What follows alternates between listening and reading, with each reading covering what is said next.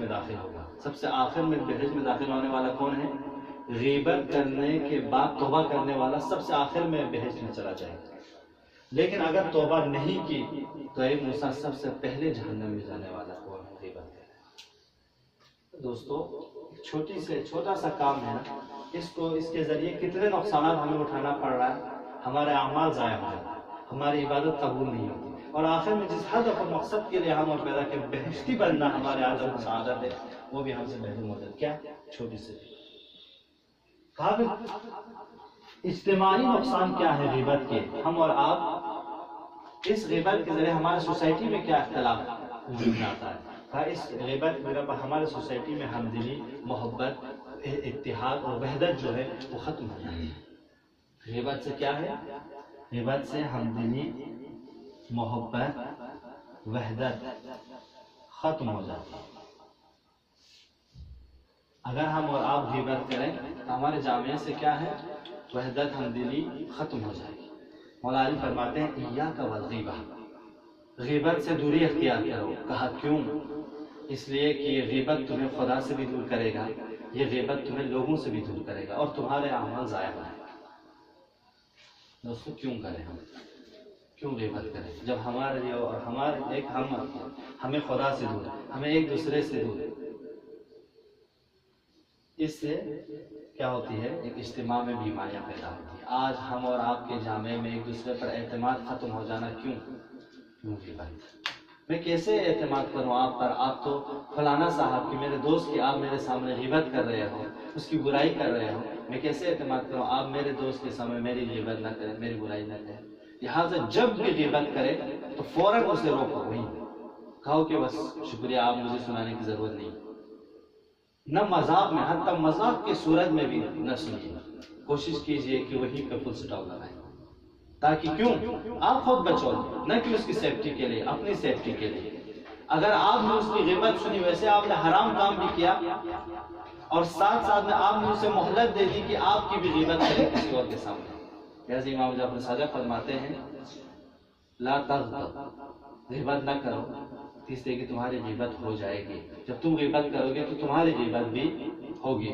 لہٰذا ہمارے یہاں کھلا قاعدہ ہے کما تدین تدان، جو آپ کرو گے ویسے آپ کے ساتھ برتاؤ ہوگا. دوسرا حص سے انتقام جوئی. انتقام جو لینے کا حص ہے نا انسان کے اندر، وہ زندہ ہو جاتی ہے. آپ دوست ہیں، ہم اتاق ہیں، کمرے میں ساتھ رہتے تھے، اب ایک نے شروع کر دیا غیبت کرنا دوسرے کی، تیسرے کے سامنے. کہتے ہیں کہ راز جب ایک سے دوسرے تک پہنچے نا، وہ راز فاش ہو جاتا ہے. آپ نے وہ غیبت کرنی شروع کر دی اپنے عزیز دوست کے سامنے، اس عزیز دوست کے اور عزیز دوست ہوں گے، اس نے اس عزیز دوست کو سنانا شروع کر دیا، بس وہ راز نہیں رہتا.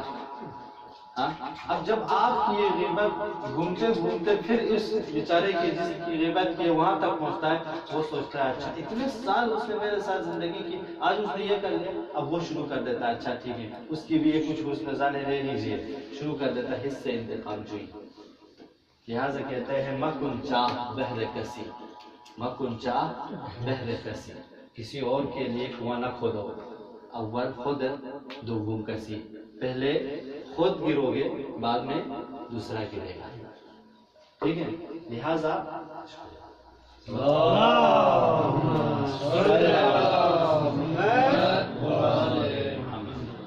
بس مکن چاہ بہر کسی، کسی دوسرے کے لیے کنواں نہ کھودیے. اول خود دوم کسی، پہلے خود گرو گے بعد میں دوسرا گرو گے. لہٰذا انتقام جوئی ہمیشہ. کیوں آپ غیبت کرو؟ آپ خود کرو گے بعد میں آپ خود بھی گرو گے. لہٰذا ان چیزوں کو کبھی. تیسری چیز اور خطرناک چیز جو ہمارے جامعے میں بھی ہم اور آپ دیکھتے ہیں وہ ہے شخصیت کشی. غیبت سے کیا ہوتی ہے؟ شخصیت کشی ہوتی ہے.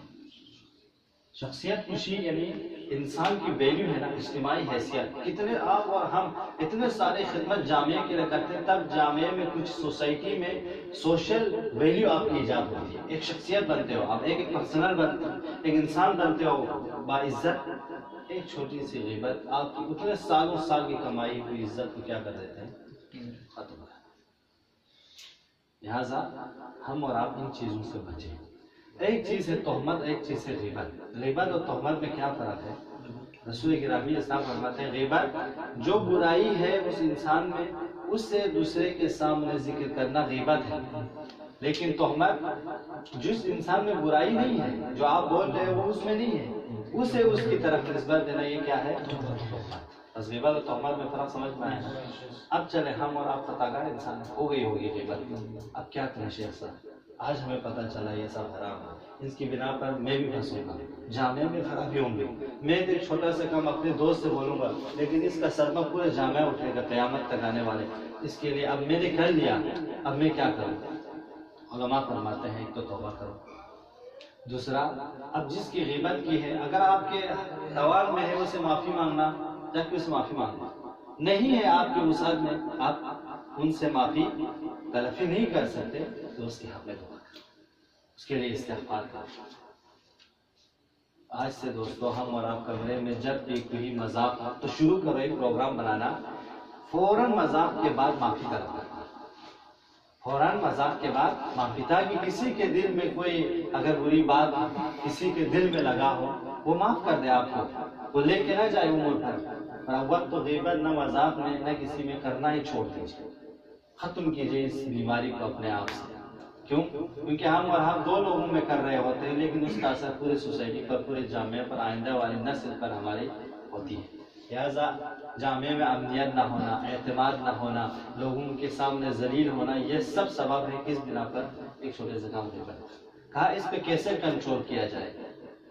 ہمارے علماء فرماتے ہیں کنٹرول کرنے کے بہت آسان طریقہ یہی ہے کہ غیبت کے آثار کو دیکھا، کیا اس کے آثار ہیں، اور اپنی زبان پہ کنٹرول، یہ دو چیزیں، اپنی زبان پہ کنٹرول اور ان چیزوں پہ آثار غیبت پڑھیں تو انسان کبھی ان چیز میں مرتکب نہیں ہے۔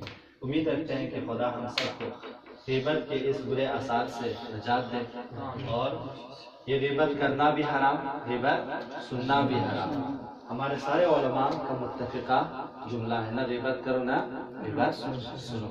لہٰذا خدا ہم سب کو اس طرح کے آفتوں سے بچائے اور ہمیشہ حسن ظن رکھنے کی خدا توفیق دے۔ کوئی سوال ہو تو بتائیے، میں آپ لوگوں کی خدمت میں ہوں،